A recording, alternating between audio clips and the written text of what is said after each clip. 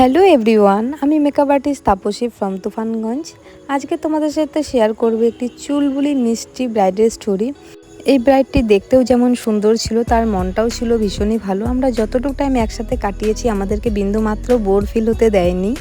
আর এই ভিডিওটিতে আমরা অফ ক্যামেরার পেছনে কী করে থাকি সম্পূর্ণটাই কিন্তু তুলে ধরেছি, তার জন্য ভিডিওটি দেখতে থাকো। তোমাদের সাথে কথা বলতে বলতে কিন্তু আমি পৌঁছে যাই আমার লোকেশন। আর এই তো আছে আমার সুন্দর বিউটিফুল ব্রাইড। আজকে তো তোমার রিসেপশন, কেমন লুক চাচ্ছ বলো? লুক বলতে আমি একদম সিম্পল লুকই চাই, সিম্পল একটু সাবেকি লুক চাইছি। আচ্ছা, আর হেয়ার স্টাইলটা কেমন চাচ্ছ? হেয়ার স্টাইল আমার হেয়ার যেহেতু ছোটো, তো সেই ক্ষেত্রে তুমি যেটা ভালো মনে করবে, টোটালি তোমার ওপর দায়িত্ব, তুমি যা ঠিক মনে করবে তাই। কারণ তোমার সাজের ওপর আমার ট্রাস্ট আছে, তোমার সাজ দেখেছি, যথেষ্ট ভালো সাজাও তুমি, তাই তোমার ওপর ছেড়ে দিয়েছি। আমি কাজের মাঝে সবসময় আমার চয়েস আর ব্রাইডের চয়েসটা শুনে নিয়েই কাজগুলো করি। এই নয় যে আমার যেটা ভালো মনে হচ্ছে করে যাচ্ছি। তারপর বলো, আই মেকআপটা কেমন যাচ্ছ? আই মেকআপটা একটু গ্লসি, একটু গ্লিটারি, মানে অবশ্যই আমার ড্রেসের সাথে ম্যাচ করে, আর এবং সর্বশেষে তুমি যা চাইবে।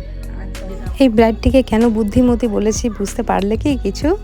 সর্বশেষে তোমার যা ইচ্ছে বলে বলে নিজের ইচ্ছেটা কিন্তু করিয়ে নিয়েছে। বিনীতা একজন স্কুল শিক্ষিকার বিহেভিয়ার যে এত ভালো, সত্যি প্রশংসনীয়।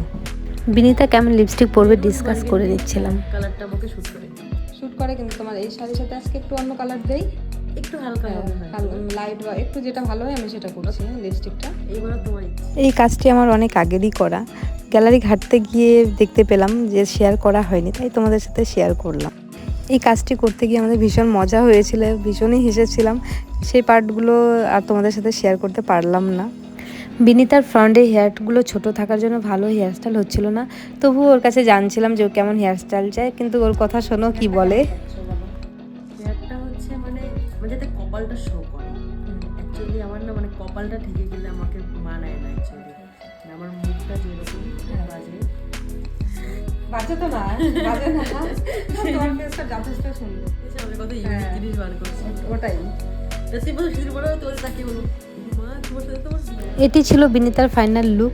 এখন বিনীতার যে ননাস যার সাথে আমার কথা হচ্ছিল তার কাছে জেনে নিব যে বিনীতার ফাইনাল লুকটা তার কেমন লেগেছে। আমি একদম ঠিক মানুষকে বুক করেছি, আমি পুরো স্যাটিসফাইড।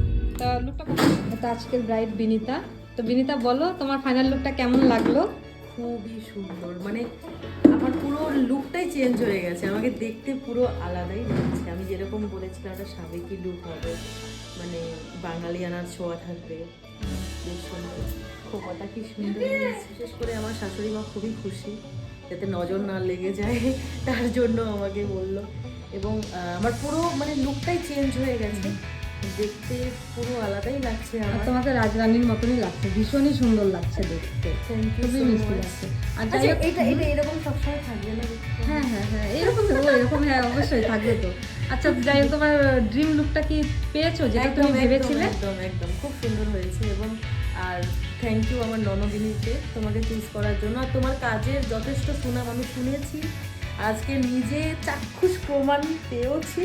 তো তোমার কাজের জন্য অনেক শুভকামনা থাকলো, তুমি আরো এগিয়ে যাও, আরো অনেক নাম করো। তোমার মানে যে কাজের যে প্রতিভা আছে সেটা ছড়িয়ে পড়ুক সমস্ত জায়গায়। Thank you so much. তোমার কাজ সত্যি প্রশংসনীয়, এটা আমি বারবার বলতে পারি। আর তোমাদের বিনীতার লুকটি কেমন লাগলো অবশ্যই জানাতে ভুলো না। আবার দেখা হবে নেক্সট কোনো ভিডিওতে, ততক্ষণ সবাই ভালো থেকো, সুস্থ থেকো, বাই।